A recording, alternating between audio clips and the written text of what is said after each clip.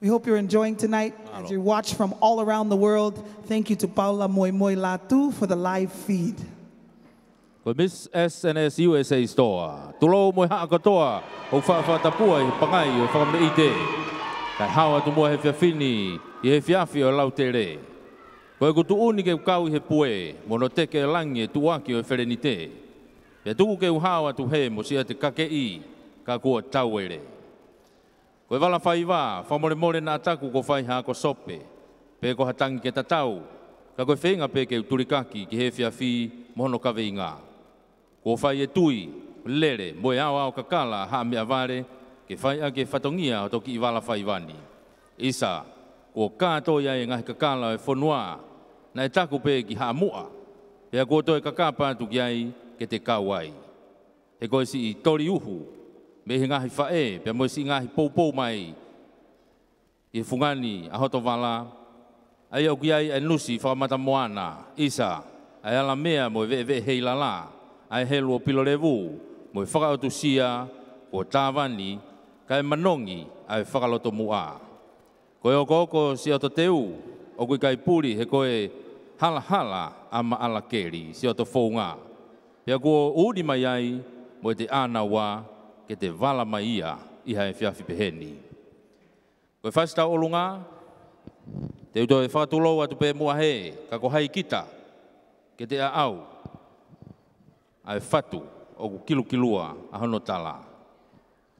E koe mahina katoa ne a ala, isa ai tawa ke, e koe tawa ke o kui he taua o ferenite, koe tawa ke si fatu, ai ongo kuini o feina o tonga. E tahine kuini kuinsalote, pe ke kuini halai walu mata aho, pe ko lau ia ko ku tāpuaki, I he te lawe, I he koloa ko tuku mai ke ta lau kawai, pea pehe ki he whakahaka, nei whakakoia e Gary Lavaki, ko e teke langi o e mai moa ke tolonga. Pea langi I maia, e kau hiwa e klapu te mata mei lo mai viti. Miss SNS USA Store, Liga Tamoa.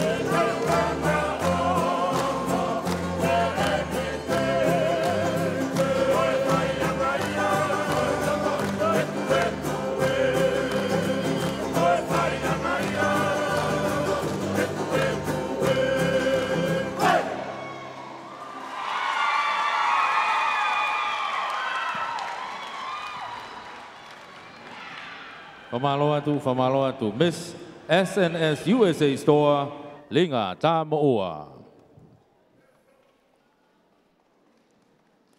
Taine eki lupe pau koe kakato ia kau whine mui e toko hongfulu maono nau kau mai ki whili whiau hi Miss Heilala o wā whetah whitu Moga taki tau toi ki paspasi mai mua ai kau whine mui koe ni e toko hongfulu maono nau kau mai ki he Popo o tau katoanga tonga masani mo e katoanga Heilala